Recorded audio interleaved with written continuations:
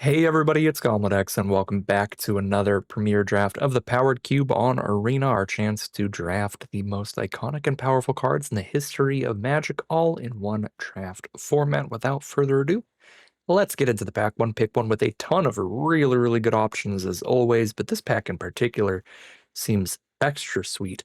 Mishra's Workshop for artifact decks, Flash for decks that are about cheating gigantic creatures into play, Lightning Bolt for basically any red deck, obviously a little bit better in aggro, but excellent in anything. Wasteland's really sick in the green landfall decks, lots of ways to bring that back from grave. And Brain Freeze is one of the two-card combo finishers in the cube that can just win the game. Lots of sick stuff, but I'm going to go with the Flash here. I think there's a lot of excellent creatures that work with this card, as well as a lot of other ways to cheat things into play where you can make your deck a lot more consistent. You could play like a blue-red deck that has Flash and Sneak Attack, or you could play a blue-black deck that has all the reanimation spells as well as a Flash in it. There's a lot of really good spots for this card, and I think it is excellent. So I'll grab Flash and see what we get. Pick number 2. We don't see a Sneak Attack, but we do see a Necromancy if we want to go to blue-black Reanimator and make sure to draft some creatures that work with Reanimate or with Flash. Cards like the Triplicate Titan here would count. You can flash this in and it will leave behind all those 3/3 tokens, or you can reanimate it and get the gigantic body. So I think I like taking the Necromancy here. More important to get your ways to cheat things into play first before you get the big things to cheat, because I think that there are just a little bit more like big things to cheat into play than there are cheating spells. They're the most important card to pick up. Pick 3, and here we go. There's Woodfall Primus, which is an excellent target for Flash because it has that persist ability. You play it, destroy a non-creature permanent, immediately sacrifice it to Flash, then you get it back with persist, so you'll permanently get a 5/5 trample for only 2 mana, and you'll blow up 2 of their non-creature permanents, which is really gnarly, especially if you get this on like turn 2, you can just blow up 2 of their lands, which can be game-ending right there, so definitely Woodfall Primus here. If we're really lucky, wheeling the bone shards would be great. This is one of the ways to discard a big creature out of your hand to reanimate to something like Necromancy. Pick number 4. Am I the only one who likes Library of Alexandria anymore? Pick 4 Library? I mean, there's a Time Warp. There's also a Fractured Identity for a great removal spell. You remove their threat and you get a copy of it, but God, I just feel like Library of Alexandria is so sick at anything. It is particularly good in Reanimator. If you have it in your opening hand, you can use this to go to 8 cards in hand and discard the hand size without having to even have a discard spell, which is pretty sick. Pick number 5. Shelldock Isle is really nice for a deck with gigantic creatures that it's trying to cheat into play, because then you have that opportunity to potentially cast one of those for only 1 mana if you're really lucky on the hideaway trigger. So Shelldock Isle is a sick one. Pick number 6 now. Memory Lapse to slow our opponents down a turn seems fine. That's some good interaction. No excellent Reanimator or Flash target here, so we'll just take the Lapse. Pick number 7, Blue-Black Dual Land, looks pretty great. We could also push into a 3rd color here, several different options for that. Kolagon's Command, probably the best one for really flexible interaction. But Pest Infestation can be really nice as well. I think these white cards are mostly better in aggro, though. Just going to grab Creeping Tar Pit. Pick number 8, Jace is a really nice one for Reanimator. Draw and discard a card every turn, so that's a way to throw your big creatures into your graveyard. We'll take that. I'm a big fan of Upheaval as well, but you need a really specific collection of cards for that. Basically just a bunch of mana rocks, and that's not what this deck is doing. Upheaval, much more of an artifact deck card than anything. Wow, nobody wants the Wasteland. To be fair, this deck doesn't really want it either. So we're probably taking the Archfiend, I guess? I don't even know if that would go in here, though. We're trying to be cheaty. That's just like a mid-rangey creature.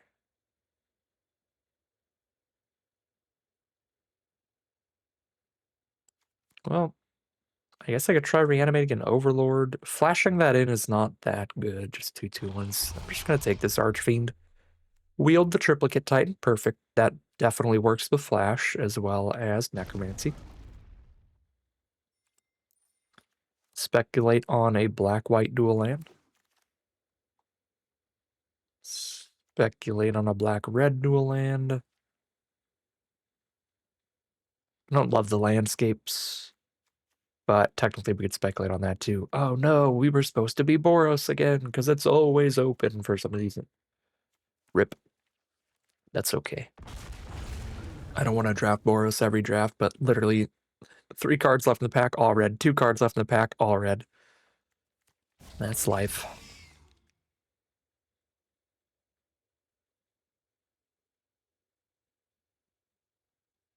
I mean, not only are they all red, but they're like very solid cards. Somebody's getting a last pick Dragon's Rage Channeler.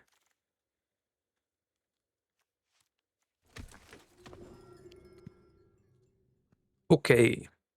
We got a Mox. Grab a Mox Pearl, shove it in there. Play some 2-drops turn 1.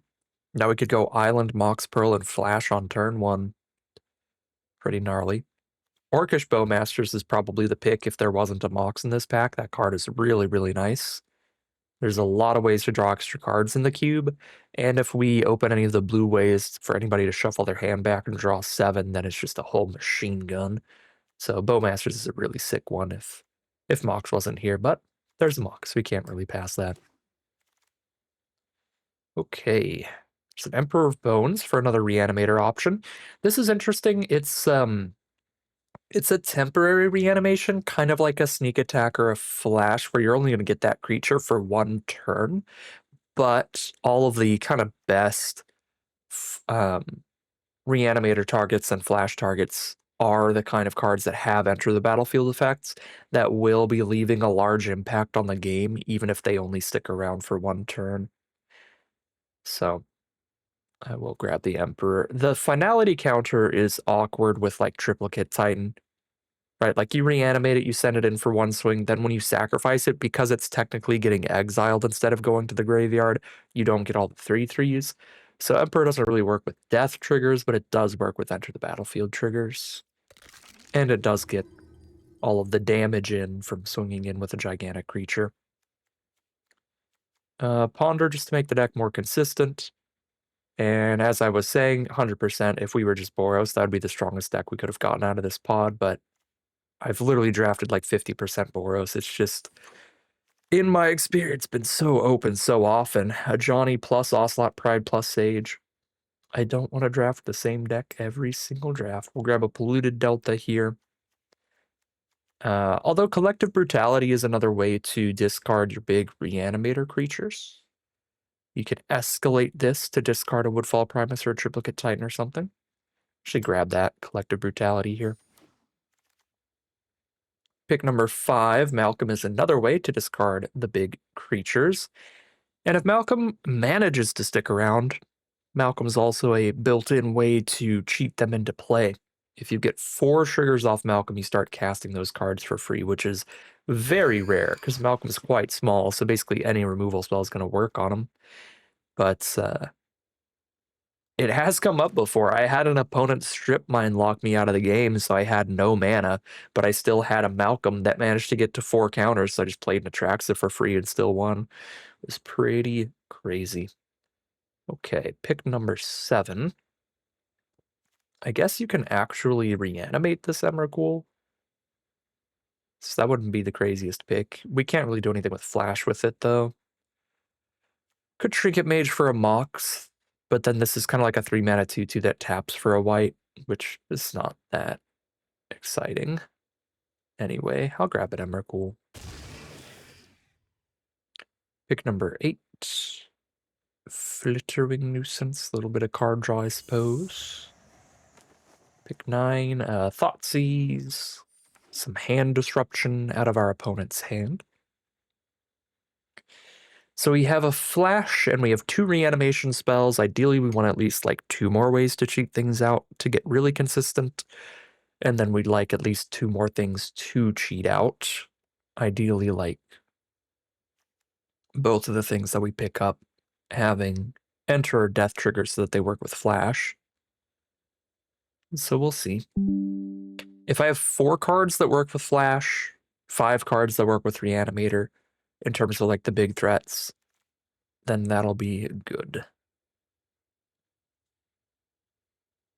Because obviously the Emrakul doesn't work with flash, but if I have a Primus, a Titan, 2 other random things, we'll be set.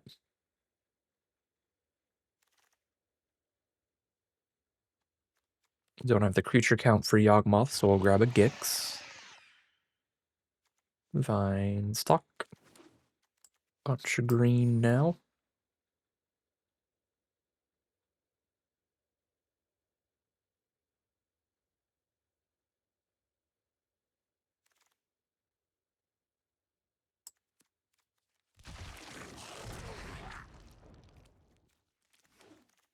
All right, pack 3, here we go.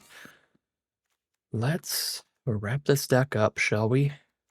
Perfect pickup here. Vaultboard Tyrant is an excellent card to flash out. It fully replaces itself when it dies, so you do get to flash out this card, gain some life, draw a card, and permanently have a 6/6 trample. Gain a life, draw another card, or gain 3 more life, draw another card. So Tyrant is an excellent flash target that works with reanimator spells too. Exactly what we were looking for. So now just like 1 more flashable target, 2 more reanimation spells, and I think this deck would be pretty consistent if we can pull that off. We've got no reanimation spells. Not really any flash targets either. We can take 3 steps ahead for interaction. I think I'm doing okay on ways to discard cards. I don't think I need currency converter. Although Overlord to mill them as well is decent. So Overlord are 3 steps ahead. I'll get some more interaction. Emrakul is not flashable or reanimatable. So we have Counterspell, Dig Through Time, Gitaxian Probe, and Sheoldred. I do kind of feel like the biggest thing I'm missing out on still is interaction. So I might take another Counterspell here. Draw spells do really help this kind of deck be more consistent, though, so something like a Dig Through Time could really, like, find the way to cheat something out and the thing to cheat out. Dig Through Time would be great, too. Yeah, I'll actually go for the Dig Through Time there. That's fair. Pick 4. We do have random green. We have 1 random green duel. Maybe not enough for Oko. Nothing to flash out. This is just not really a pack for us. I'll take the Oko, but I don't think I'm splashing them in. The fool or the fool who rules them. Get some more removal against the aggressive decks. Grab a Fatal Push here. Grief is an excellent card. Narset's an excellent card. I'll go for the Narset here because we have not found any more reanimation spells or flash style spells, so just having more ways to dig farther through the library, looking at the top 4, looking at the top 7 can be our alternate way to make this deck more consistent. Yeah, I think cards like Narset and Dig Through Time are going to be really important. They're going to fill that role that we're lacking of just having more Animate Dead style cards. Instead, we'll just have a lot of card selection to find those specific cards that we need to grab. Cryptic Command here, and I guess I'm going to cut pretty low on black so that I can have triple blue spells like that. Okay, perfect. Pick 8, we found a Torsten, so we found 1 last. Flash or reanimation targets. Sin is also a reasonable one, and Daze is great interaction. But I'm just going to grab the Torsten. We got 5 reanimation targets. We have less reanimation and flash spells, but we have Narset and Dig Through Time and a bunch of draw and discard going on. So we'll just be digging for those few spells. We've got a deck here.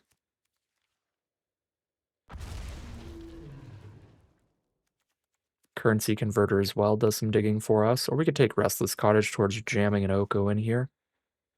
I'm kind of into it. I'll grab a cottage. We saw some other green duels. I think we might be able to pick one more up here. I might take Shieldred over Probe. Shieldred is really, really nice. I lied. We will get none of the other green duels back. I thought there was like one more green duel. I could have just been completely making that up in my head. Or maybe there was and just that one got drafted. Well, I don't remember what else was in the Oko pack, but maybe I should have taken that because I don't know if 2 green duels is enough to run them. Just 1 vine stock, 1 cottage. Because I certainly don't want to play any forests. Okay. Yeah, nothing in the sideboard we want to put in. What is the land count here? 16? 16 lands and a Mox, perfect. So we danced around with our colors and archetypes long enough that this is just the deck. The 16 lands and a Mox, and then the 23 non-lands. Nothing to really swap out here. Yeah, we'll just count up our colors, make sure we're good. Blue and black being the important colors. 10 blue, 8 black. Blue is really important, though, because we have cards like Cryptic as well. So we've got 9, 10, 11 blue right now, 4, 5, 6 black. Okay, maybe not that much. Let's go 10, 7. But even 10, 7, I've got 3 double black cards. So maybe we'll just have a really late game Cryptic. The rest of the blue is easier. Yeah, 9, 8, just have super late game Cryptic. That's okay. All right, reasonable little deck here. We did fight some other drafters for reanimation spells, though, so we just have the 2. And then the 1 flash. But that's still 3 ways to cheat things out. And we have Dig Through Time, we have Narset, we have Ponder, Jason, Malcolm drawing, discarding every turn. We have some ways to loot around and try to find them. So we'll see how it all pans out for us as we hop into the gameplay. Alright, here we are in the draw for game 1. This looks like a really nice hand. We have interaction for a creature, we have interaction for a spell, we have the Reanimator spell, and we have the Reanimator target. We just need to find one of our ways to discard this Vaultborn Tyrant, and we've got a really good game plan.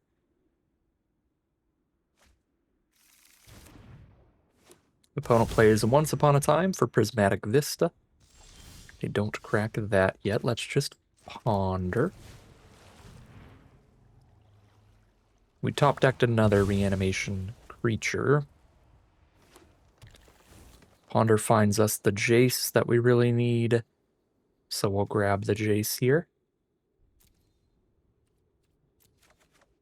Technically, because I can't cast Jace right now anyway, I should draw the island first. That way, if they go Swamp Thoughtseize, they can't hit the Jace.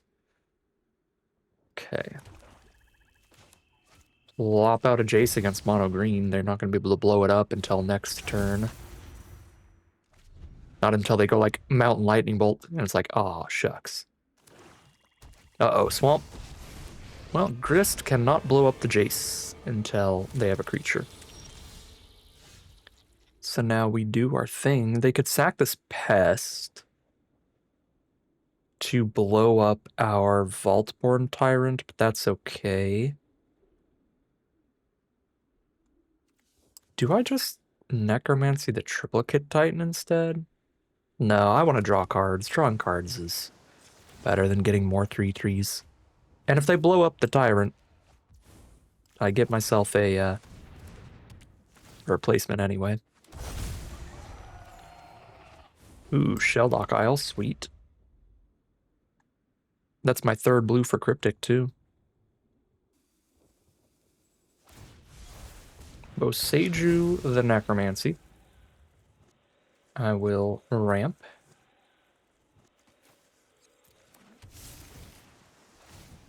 Tyrant gets sacked and comes back, then they could kill it again with Grist if they want. But we get a bunch of cards out of that interaction, so we're chilling.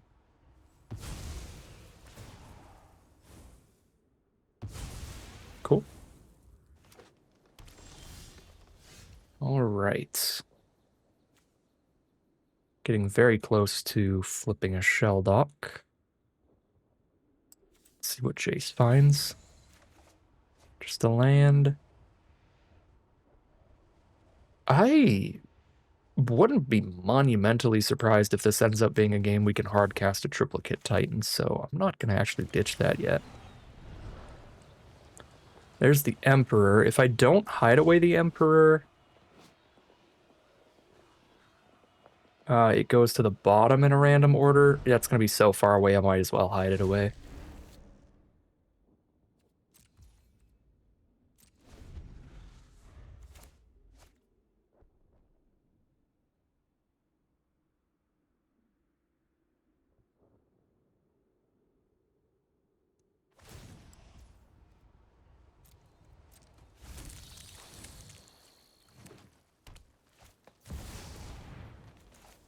Counter Titania. What is the loyalty on this? 3. And what is the default loyalty? 3? I'm not sure.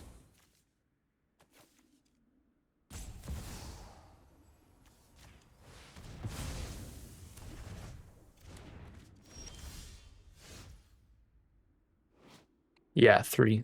3 is the default. 1, 2, 3, 4, 5, 6 out of 8 mana for Emrakul. Cool. Now we discard Triplicate Titan. I could smack them with it right now because I'll be at 20. I could put the Emperor out and then get a 1/9 damage smack in, but I don't get any of the tokens out of that anyway. Oh, my Tyrant's in my grave, so I could also just gain 3 and draw and hit for 6 instead. Could steal their Crater Hoof. You know, I don't really think I need to do any of that. Okay, Woodfall Primus is cool. It's another option. And that's one I can't ever hardcast, so we'll discard that, since I can't ever hardcast that anyway. I can't resist a good riddle. I don't really need to recast a Ponder or something, so let's just go plus on that. And then, since I can never recast Primus anyway. Okay, they're just conceding. You have the full control mode because you have to go to combat. Actually, I'm not sure if you have the full control mode, but you have to go to combat, let the exile trigger resolve, and then after that trigger resolves, but before you move to attacks, then you activate the adapt, play the Primus out of grave, blow up the Bayou, swing. End step, it gets exiled, so it doesn't persist, but you've got a 4/4 out. They took 5, their Bayou's gone. And you're sitting on a Jace, so be pretty good. We have a memory lapse up too, because it only costs us the 2 mana. All right. That was a great start. We are 1-0 heading into game 2. All right, this is an awkward opener with 2 big cheat targets and no way to cheat them, but I think I'm just going to really hope Thoughtseize and Fatal Push carry me until I draw some kind of draw spell or something. Let's see. Depends how good this hand is from our opponent. Once Upon a Time.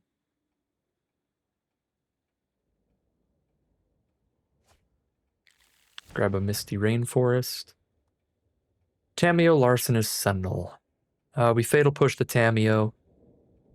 Sentinel's probably the worst for us. Larcenist is annoying when we reanimate something, but we need to get rid of the stuff that's going to be, like, killing us immediately, and Sentinel kills us much faster than Larcenist. So we play the Shelldock Isle, Fatal Push the Tameo here.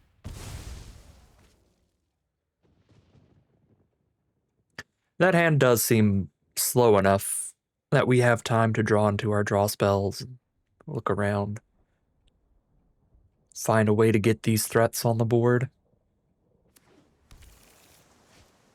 if they don't draw into better early game threats.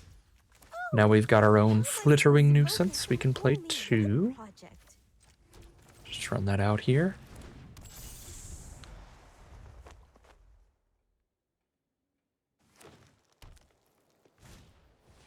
Sylvan Safekeeper. So they are probably a... Why am I forgetting her name? Titania. They're probably a Titania deck. Narset or Cryptic? Narset is the most efficient way to look for some way to cheat these out. So let's grab Narset. If we get low enough on library, we're going to be drawing discarding like every turn. A Cryptic under Shelldock is cute because you can Shelldock at instant speed.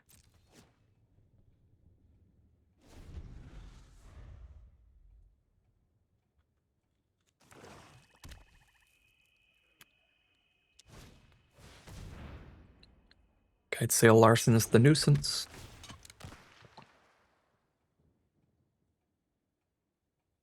It's also too big for Malcolm to attack through.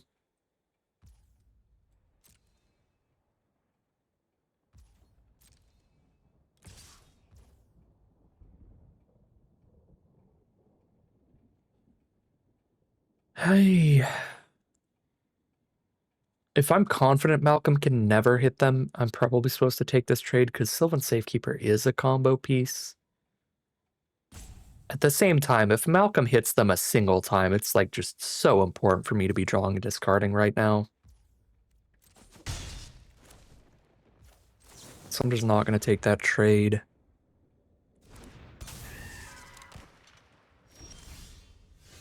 Just a single Malcolm trigger would be huge.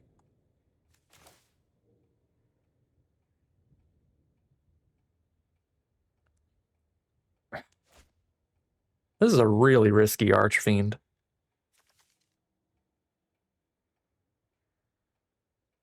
I feel like I'm going to run that out and just lose the game.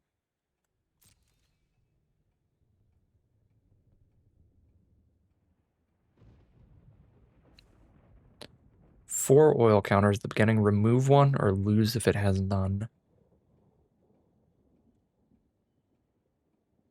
So, swing, pass, swing. Yeah, if they play like one more flyer, I'm just going to lose playing Archfiend.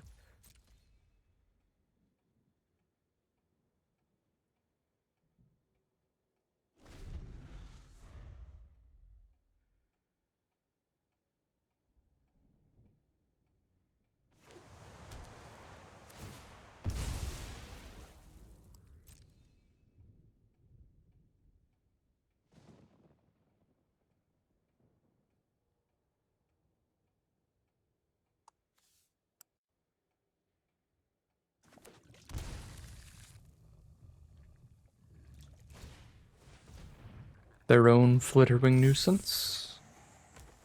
We can draw a couple cards here. Draw one card here.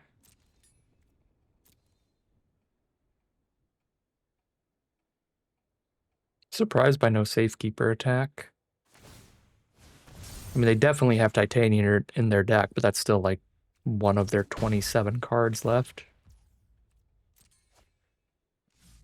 I'd probably just try to push in and get another draw there. Here's Memory Lapse. Now they can just trade into the Nuisance. But we get it out of here. Take no damage from it.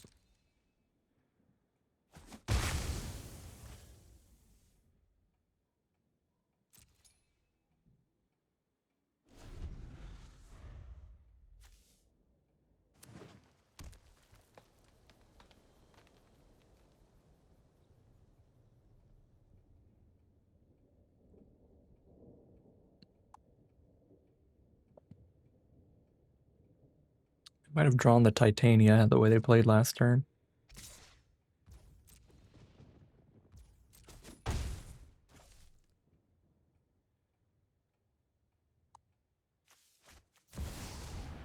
Oko. It's pretty bad.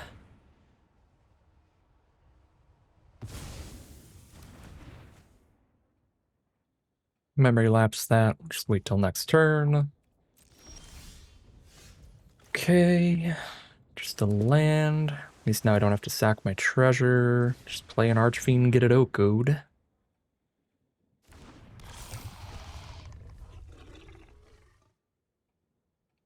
I'd actually be really happy if they both Seiju this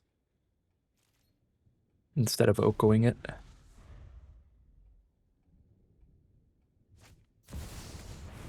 They do have the Titania. Wow. No tutoring, no card selection, just raw Safekeeper Titania up top. That'll do it. We've got no board wipes in this deck. So they're gonna just make lethal amounts of 5/3s here.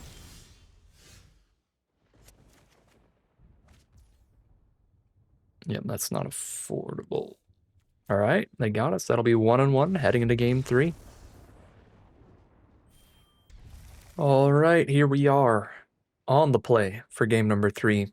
We need a blue source, and we need a big idiot to flash out. But Library of Alexandria can do some digging for all of that. Okay, well, let's run out our blue source. I could also thought seize them here. There's a big idiot for when we have 20 or less cards. Just flash that in for free.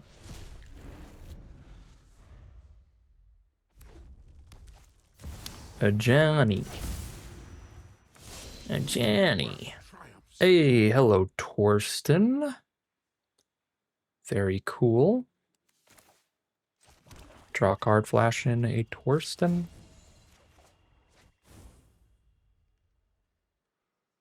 Discard.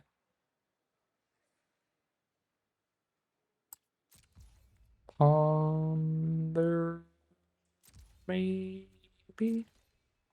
Yeah.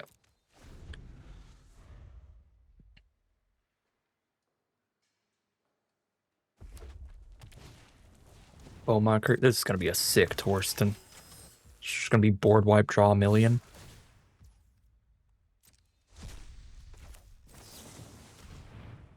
Unless they have Mana Tithe. Then I can Emperor Bones back the Torsten next turn. Good grief.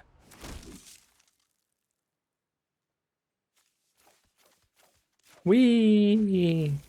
This is going to get the Shelldock Isle active.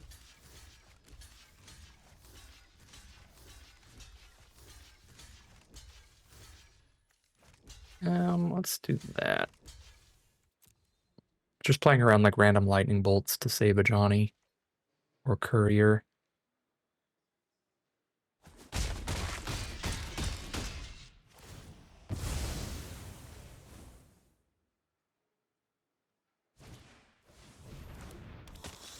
Okay, I don't think I'm going to... I don't think I'm gonna do the Torsten again here. So I'm majorly discarding the hand size. What if I go Thoughtseize Collective Brutality? Let's Brutality first, because this gets bigger when I Thoughtseize them. So let's go Brutality Escalated.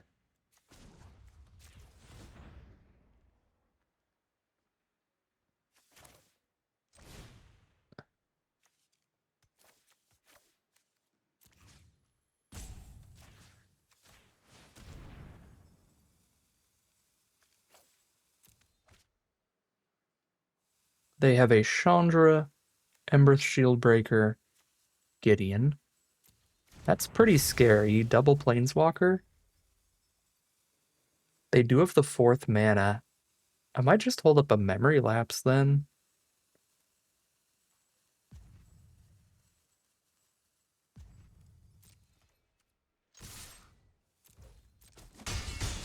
Yeah, let's just hold up Memory Lapse. And I just realized last turn I probably should have just libraried during their turn and not had to discard. Because they didn't have anything to get value off the discard of anyway. 2 cards away from doing the thing. Thoughtseize the Chandra. Boop.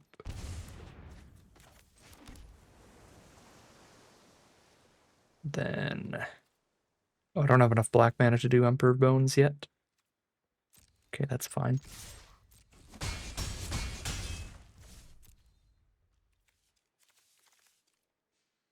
Yeah, I'd rather just hold off and do it the turn of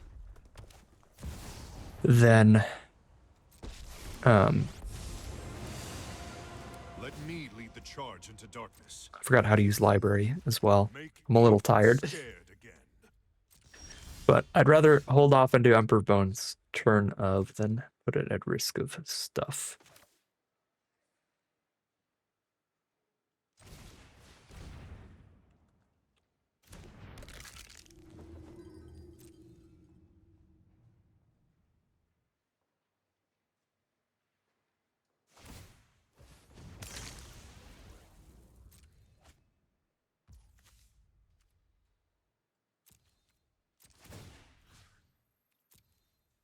Torsten.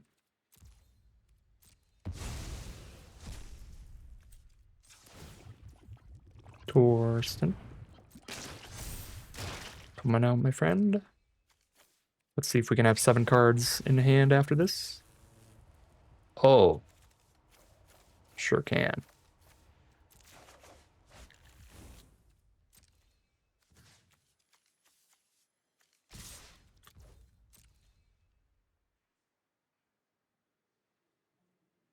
Five creatures attacking the 4 loyalty Gideon when our opponent has 1 creature out.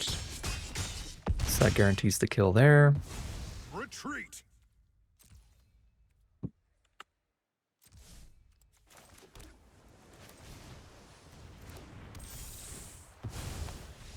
And there's the concession from our opponent. We got a full grip. We're close to hard casting a Triplicate Titan. We have another threat under Shelldock Isle. I definitely didn't play that out perfectly. I don't think... I'm almost 100% confident we could have used Library of Alexandria every single turn if I didn't just forget halfway through. But still really, really good stuff from the deck. That's 2-1 heading into game 4. Okay. We got some interaction. And we have some card draw. To try to find a way to cheat out this Vaultborn Tyrant. Slow our opponent down a little bit.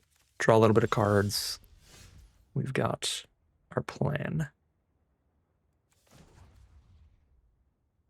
I have to use this before passing the turn, because I have to use this before playing my land for turn. Okay. Let's Thoughtseize them. Next turn, we draw a card, play a land, hold up a memory lapse. Just hit a Deep Cavern Bat. Gotta worry about that Spell Pierce, but when the Spell Pierce is revealed, we can keep it in mind. And then their hand is just interaction until 7 mana. All they're doing is responding to what we're doing.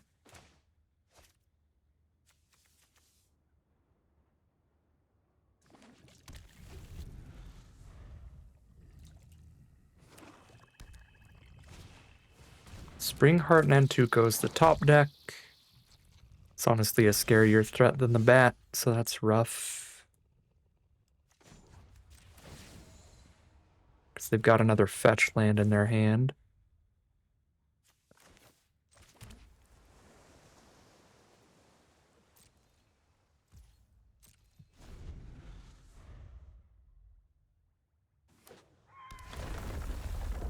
Yep. The Nantuko army begins.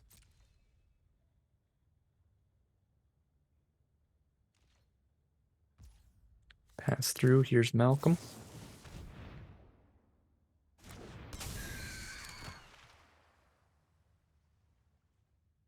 You are more than welcome to snuff out a Malcolm if you want.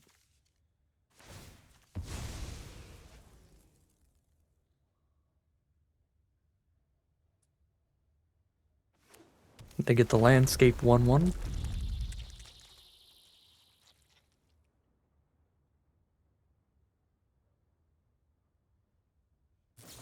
They do snuff out the Malcolm.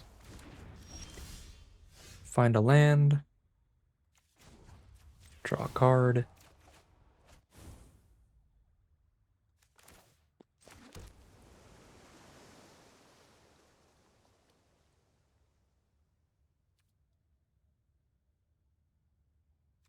2 engrave. This is still too expensive even if I play Pearl. Just wait till the turn we're going to use the Pearl to play it. To leave our hand as high on cards as possible to make library easier to use. Jace Vryn's Prodigy. They could Spell Pierce my Memory Lapse, but then we get the Spell Pierce out of the way. For when we're casting something bigger like a Cryptic Command. I think that's pretty chill. They want to Spell Pierce Memory Lapse.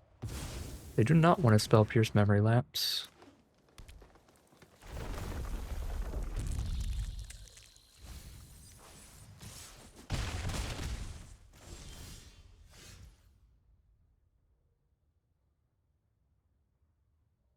So I can't Cryptic here.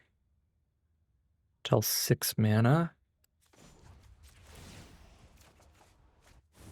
Fatal Push. Beautiful. Can certainly Fatal Push.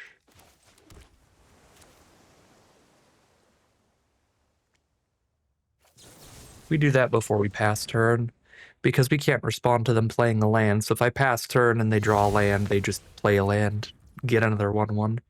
By killing it now, that's the only way to stop them from getting another 1/1. I maybe should have played Mox there and given up on Library now to have Cryptic up, but Cryptic won't matter if they have Spell Pierce up themselves. Like here, they would have had Spell Pierce up.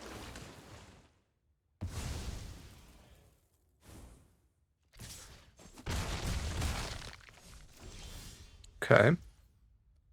2, 3, 4, 5, 6, 7. Draw.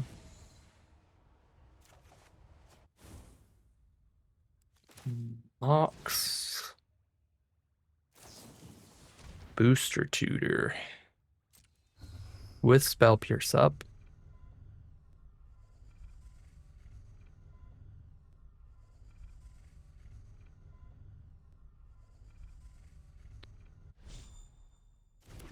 We're playing the Mox now so that I have Spell Pierce mana for this Cryptic Command.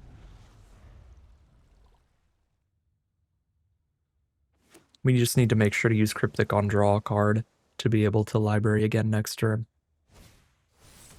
Thieving Skydiver. I'm good on that. I would like to keep this Mox.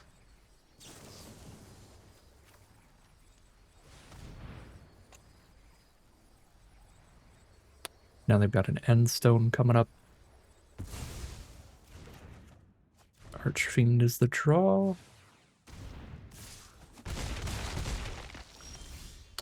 Triplicate Titan. 1, 2, 3, 4, 5, 6, 7, 8 out of 9 mana. 8 out of 9 mana. Does this gain life? Nope, just makes your opponent lose life. Okay. Necromancy.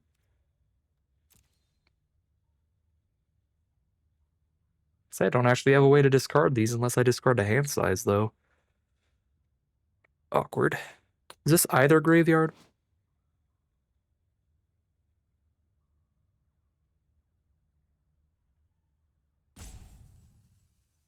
Where does it even say? From a graveyard, there it is.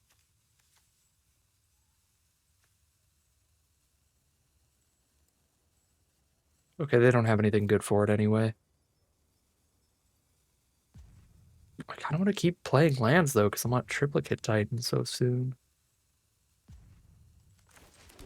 This is going to be weird.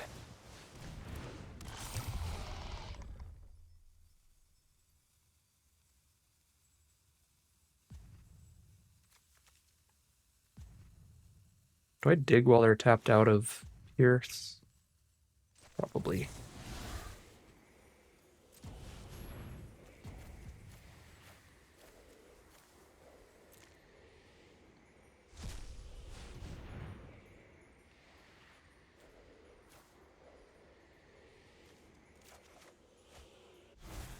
Okay, there's my way to discard an Emrakul to steal their turn. It doesn't steal their turn, I just get a turn to try to mess them up.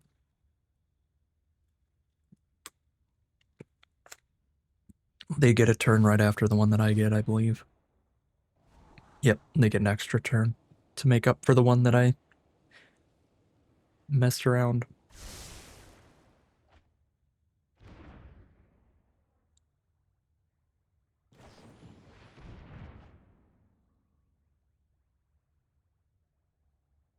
They're gonna hold up like Lutri Spell Pierce.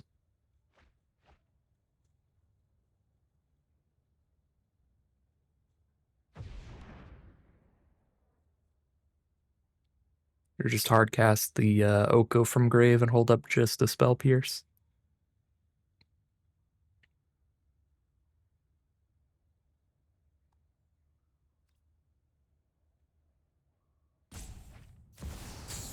Uro from grave, hold up a Spell Pierce. 3, 4, 5, 6, 7 mana. I have 7 mana, so I'm good. 4, 5, 6, 7. 3 for this, 2 for this, and 2 for Spell Pierce. Perfect, so I can Shell Dock and still do everything too.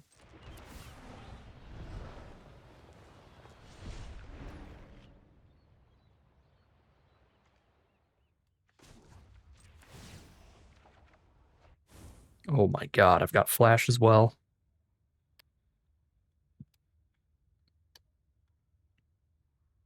What do I want to Necromancy here?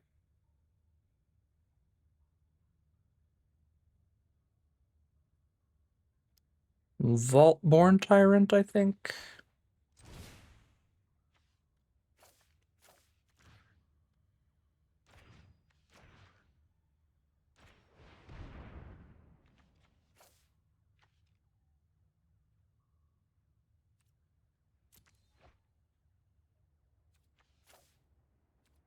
And then I can't hardcast Torsten either, but I guess I could flash it.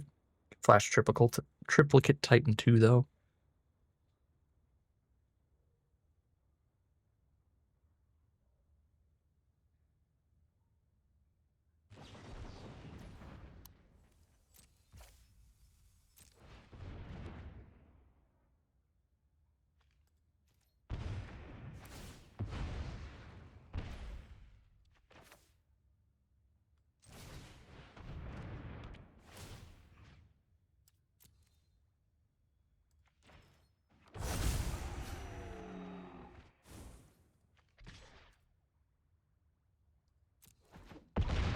Got an Emperor of Bones, too.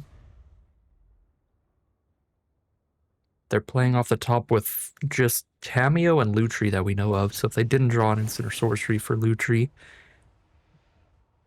those two don't really do anything.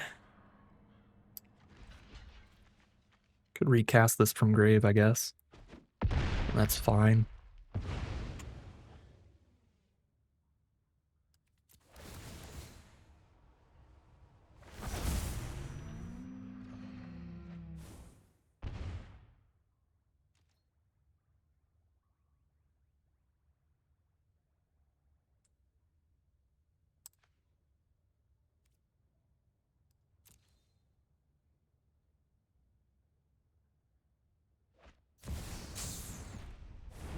Okay. Rose back.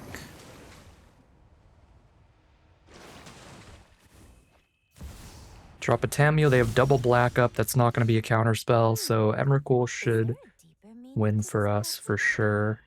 Not concerned about library anymore. 1, 2, 3, 4, 5, 6, 7, 8.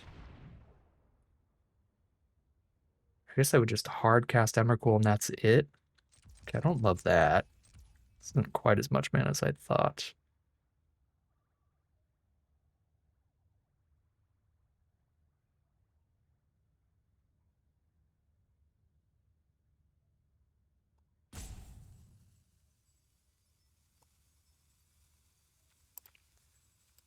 Okay, we'll do something else. We'll Emperor Flash then.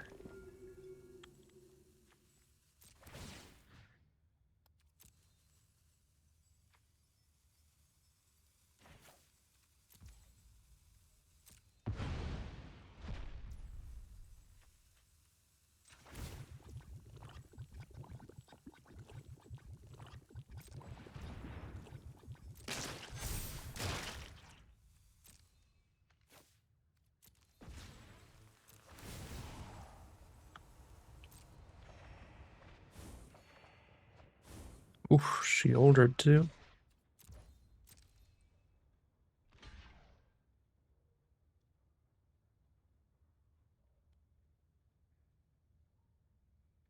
Flash Triplicate Titan right now to draw a little bit more cards. At this point, I'm a tiny bit worried about Mill, so I'm just going to wait till one of the Tyrants is dead.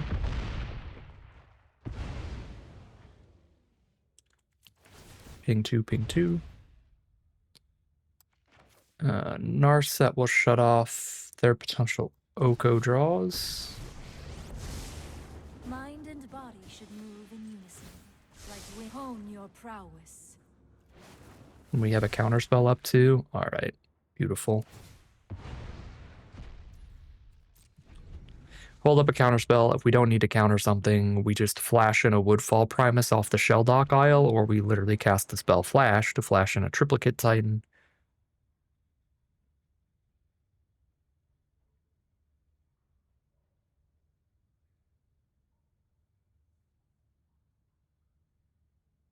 It's kind of weird, because whenever I say I'm like flashing in something, I usually mean like playing a creature at instant speed, because flash is the mechanic for casting something at instant speed. So it's weird when you have literal flash in your hand and you're like, I'm going to flash this in, but you don't mean cast the spell flash. I don't know. We're 3-1. Whatever it is, we're doing great in this draft. We have at least the 50-50 record from here, heading into game number 5. All right, here we are on the draw for game number 5. We have some nice cheap interaction, mainly the Fatal Push. Collective Brutality just for an instant or sorcery with nothing on the board is not the greatest. Maybe they'll play a cheap enough creature we can -2/-2 and be pretty happy. But we've got Flash into Necromancy whenever we hit one of our big creatures. That'll be really, really good.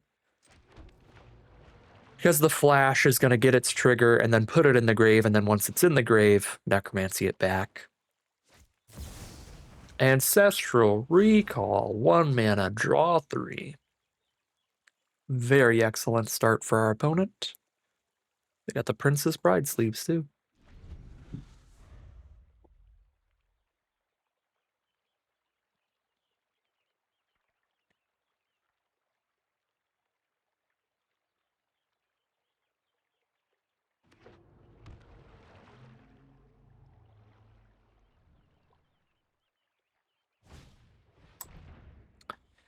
Well, Inquisition is really annoying, but I guess it doesn't really matter what they hit. If they hit Flash, we can still Brutality if we draw something to reanimate. If they hit Necromancer, we can still flash something. So it's like annoying, but we've got a plan no matter what they hit. They hit the Collective Brutality. They must have a really good instant or sorcery in their hand, because otherwise that was, I think, the least important card in the whole hand, because Flash is going to put the reanimation target into the grave anyway, and it'll do so while also going pretty crazy with it and getting its triggers. Okay, well, they're probably a reanimation deck as well, so I don't really want to hit Torsten, that's for sure. Him to Turok is pretty obnoxious, but that means they're going to have 3 steps ahead up to worry about. We can't really let the him pop off, because if they him us and it happens to hit Flash Necromancy, there's just no plan for us going forward.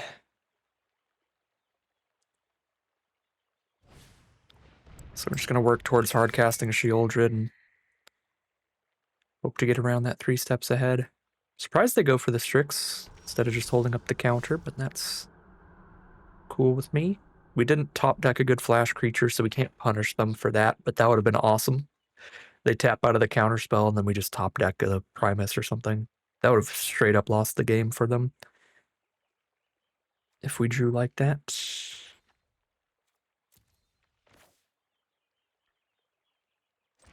Alright, Tar Pit pass, so we can cast Sheoldred next turn.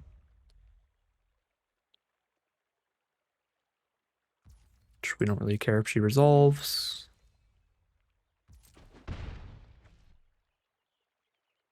It might be best to just Fatal Push the Strix. The Death Touch does mean it's going to trade up into one of our really big creatures later, and like from their revealed cards, there's no more creatures until they top deck something. I don't know when they would top deck another 2-mana or less creature. So I will just go ahead and Fatal Push that. There's our flash card. I just run out Shieldred to get rid of the counter spell.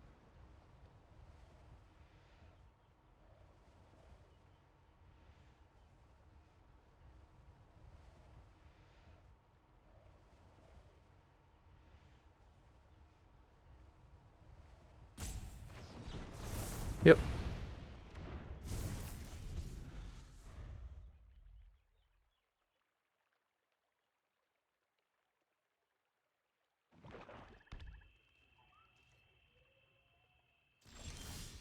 They drew another counter spell. They're just holding 5 mana up. I mean, it's all unrevealed cards. This could just be the dig through time.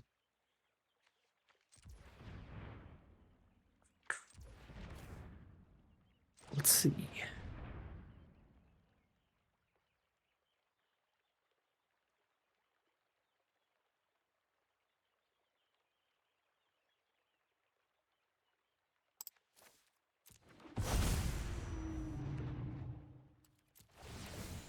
Sick.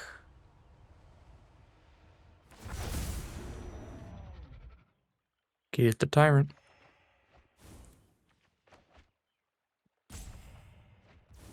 We're main phasing to be able to Necromancy. Is what's going on there.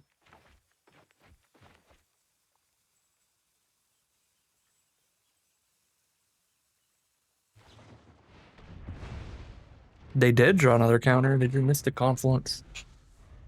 That was a massively bold play from our opponent. They let the flash resolve without knowing what creature we drew. If it was like Atraxa, they're playing really well though. They're finding the right line each time. But it feels like Variant's the right line of like not hold up the counterspell and then I don't draw a flash target and then don't counter the flash, but it's not like a completely game-ending flash creature to plop out. They got Time Walk in their draft pod. Very sick. They got Ancestral Recall Time Walk? Ew. Loaded over there.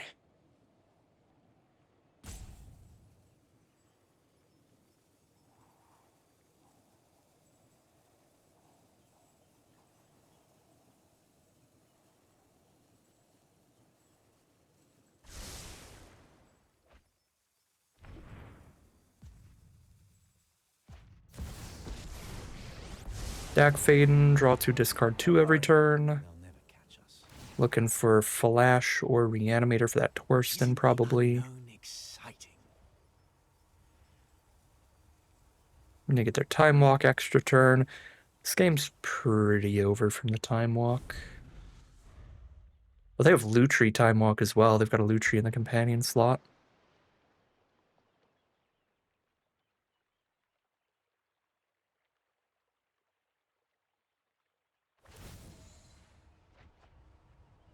A little looting never hurts.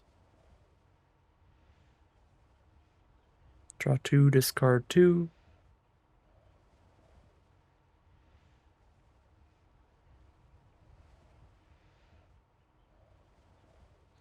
I guess the Mystic Confluence thing. No, Mystic Confluence, that was definitely right. Earlier, holding up the counter, I think, was risky. But the Mystic Confluence thing, like, it's tough when we have a revealed Necromancy in hand, too. It's like, okay, even if I am... Wait, no, what am I talking about? Yeah, no, I really think they should have just countered Flash. Because if you counter Flash, whatever I'm trying to flash in doesn't go in the grave. So it's like, then I just don't get to,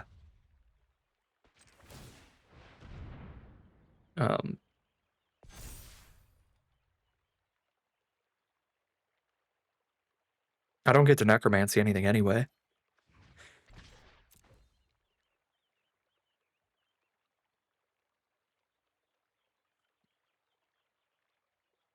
I was just trying to think back on the confluence, what information they had.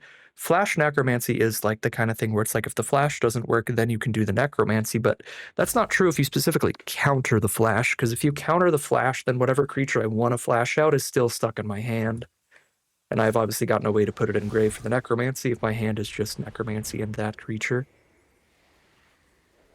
I tapped incorrectly here. I needed to play my land pre-combat or tap the Library of Alexandria to animate the tar pits, so that I could cast Malcolm as well. So we got a little punt over here. Miss out on one Malcolm, draw, discard.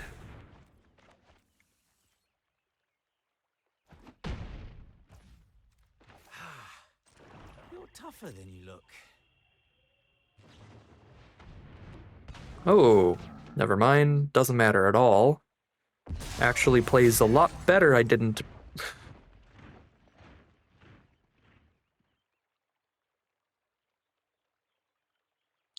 Malcolm is a flash creature, though, so I wouldn't play Malcolm till their end step. So I guess, yeah, it's irrelevant. It would have been better to have Malcolm here, because the Bowmasters won't shoot the Malcolm. But the Bowmasters makes it so I can't really hit them with Malcolm, because if I ever do, I draw an extra card which triggers Bowmasters and kills Malcolm. But Malcolm would still be on the board ready to attack Dak Faden, at least. So definitely a punt.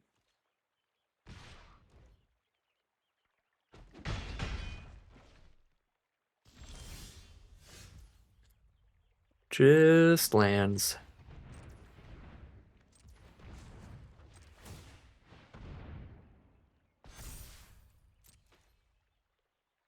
I think I'm actually just going to scoop now, because they have Jace recast Time Walk with Lutri.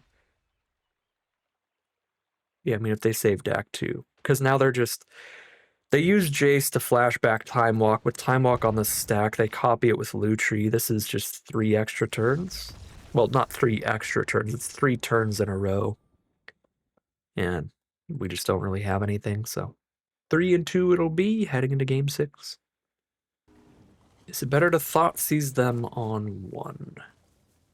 Definitely. Because I drew that island for sure, because then we can just play the tap land turn 4 now and still do all these things.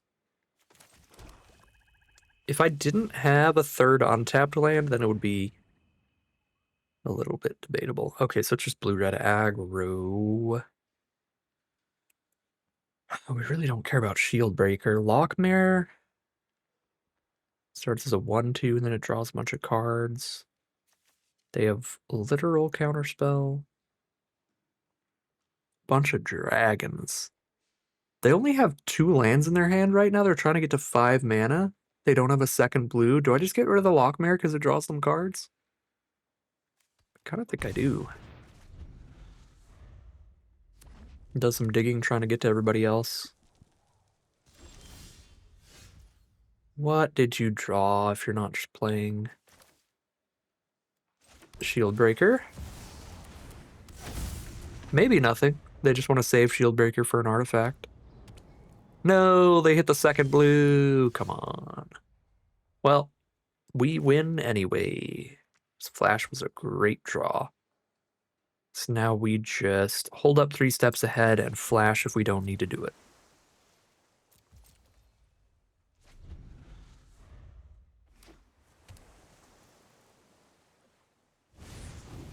Shield Breaker is chill. And they're just going to hold up Counterspell at all times. Draw this card, find Torsten.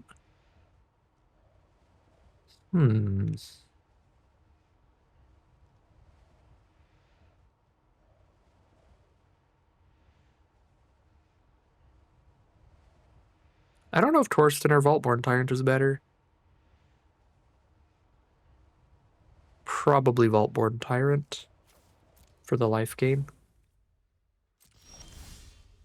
Okay, once we have 5 mana, we can flash with 3 steps ahead up.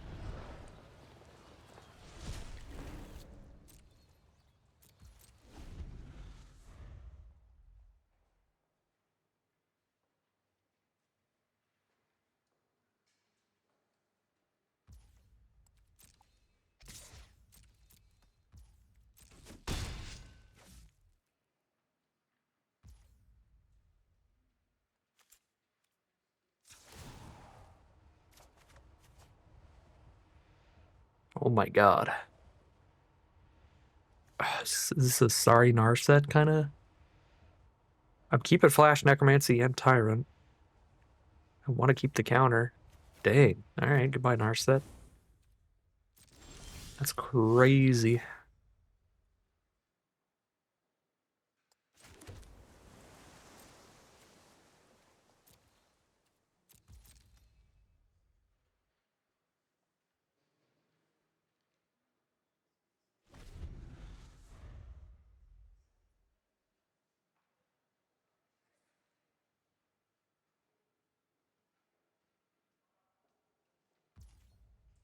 I'm going to keep Triplicate Titan in hand again, because again, that's the card that I could theoretically eventually hard cast.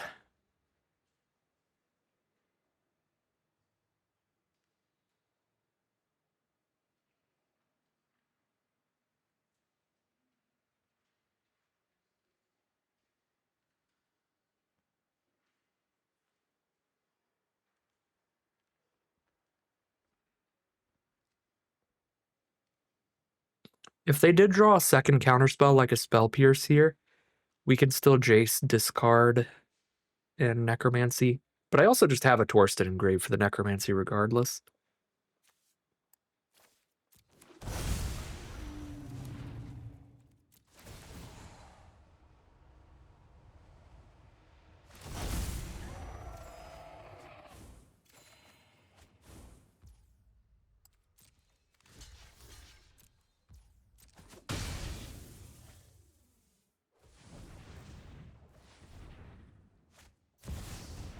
Dak Faden. Try to steal this guy.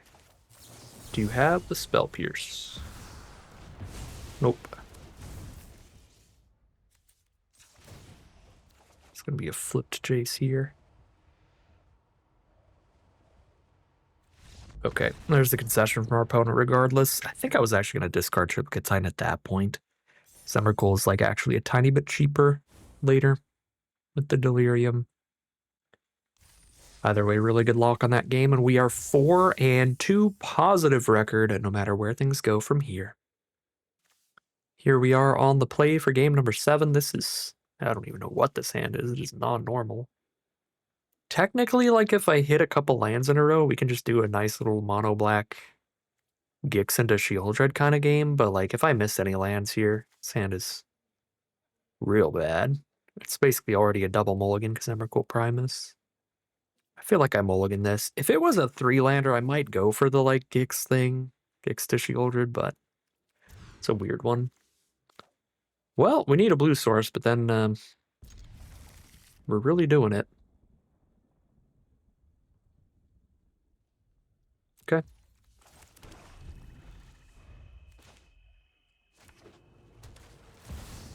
Tamio turn 1 from our opponent. Double blue spell is our first draw.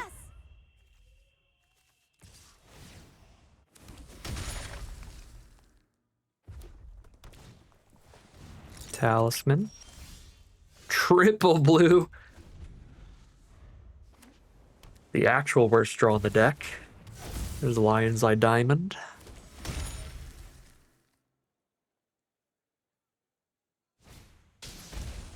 Oh god, Fairy Time Reveler. Shut off all of our instant speed stuff. Wow, we are drawing really, really badly. Keep an opening hand that needs an island. Find double blue card, triple blue card, and 9-drop for our 3 draws.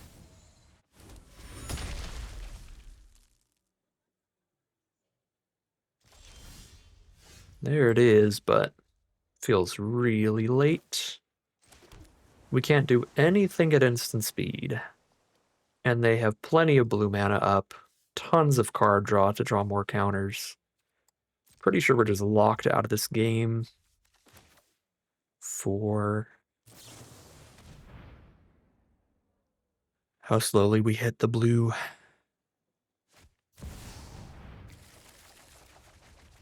Well,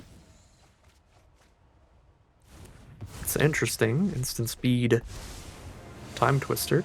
Tell me everything But you luckily know I've got a about this bajillion game. flash targets in this deck, so I can still do something.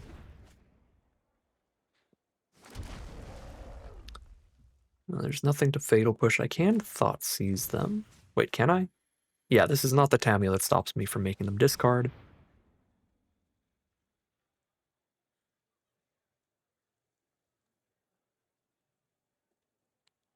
They got a strange deck.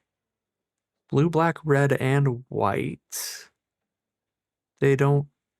They have one white source, because they have that Talisman right now.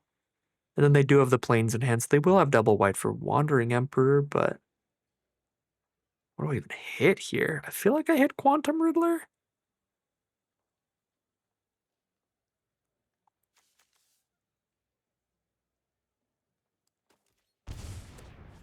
I don't know, they're all good. Guess it doesn't matter that much. Tamio can pick whatever they want up, right? Respect the Instants and library. sorceries. Okay. Tamio can pick up Time Twister.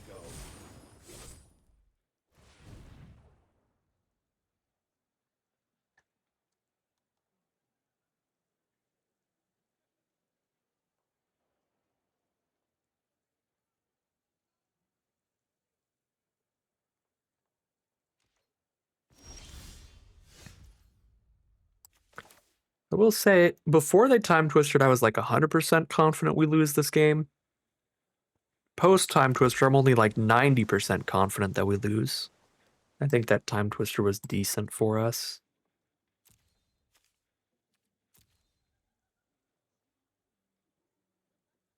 I can't cast any counter spells as long as Teferi's on the board.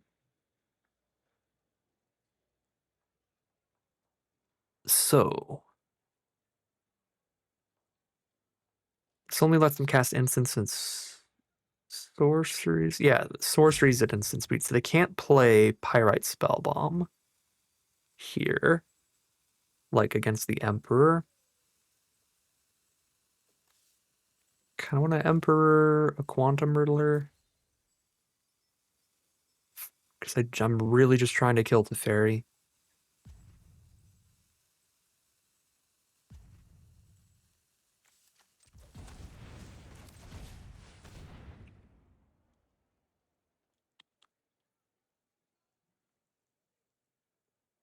They could subtlety this.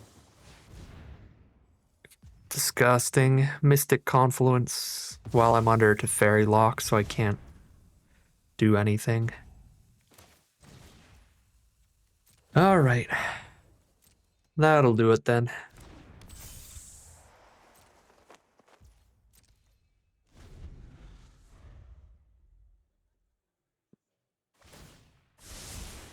This might be a bad idea.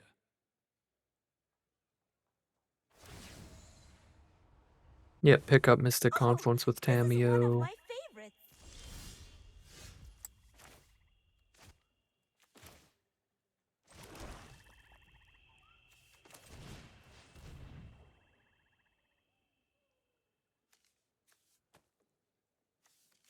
Shuffling that away, I literally can't play counter spells.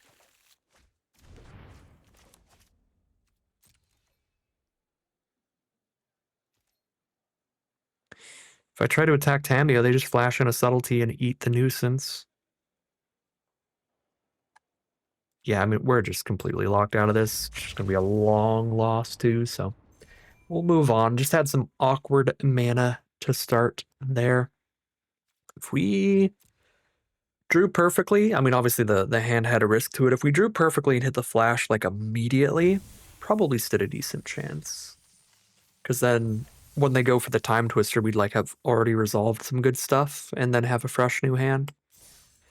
But took a risk there, did not get rewarded, took a little while to be able to cast any spells. And that was more than long enough for them to really lock us out with Teferi. I think this was a solid deck. I'll take a 4 and 3. That's fine by me. It is not perfect, obviously. We were under pretty fierce competition, I think, for Reanimator. We didn't see Reanimate, Death, Animate Dead, even like Recurring Nightmare. We were not seeing the reanimation spells. And then I mean, Blue doesn't really have any other ways to cheat things out. It has Show and Tell, but Show and Tell kind of sucks.